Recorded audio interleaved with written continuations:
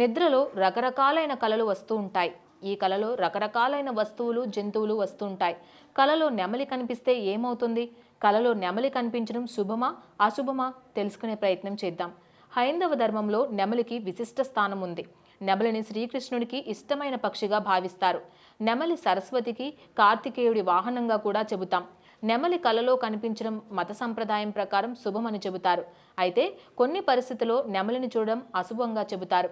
నెమలి నేలపై కూర్చొని ఉన్నట్లు కనిపించినా, లేదా చనిపోయినట్లు, లేదా పోరాడుతున్నట్లు కనిపించినా అశుభంగా చెబుతారు. రాబోయే రోజుల్లో కీడు సంభవిస్తుందని చెప్పడానికి ఇదొక నిదర్శనం. నెమలి కలలో నృత్యం చేస్తున్నట్లు కనిపిస్తే శుభ సంకేతంగా చెబుతారు. సంపదకు, శ్రేయస్సుకు, ఆనందానికి ఇది చిహ్నం. అంతేకాదు, ఆర్థికంగా ప్రయోజనాలు కలుగుతాయని పండితులు చెబుతున్నారు. సమాజంలో గౌరవం లభిస్తుంది.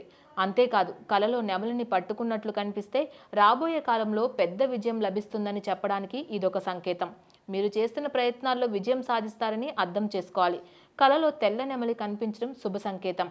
తెల్ల నెమలి ఆనందానికి, శ్రేయస్సుకు చిహ్నం. తెల్ల నెమలి కలలోకి వస్తే లక్ష్మీదేవి ఆశీస్సులు కలుగుతాయని చెబుతారు. అకస్మాత్తుగా డబ్బు చేతికి వస్తుందని చెబుతారు. నెమలి ఆడుతున్నట్లుగా కనిపిస్తే చేస్తున్న పనిలో విజయం సాధిస్తారని, ప్రతి రంగంలోనూ విజయం లభిస్తుందని పండితులు చెబుతున్నారు.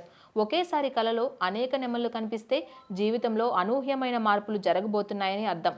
అదృష్టయోగం కలగబోతుందని చెప్పడానికి ఇదొక సంకేతంగా చెబుతారు.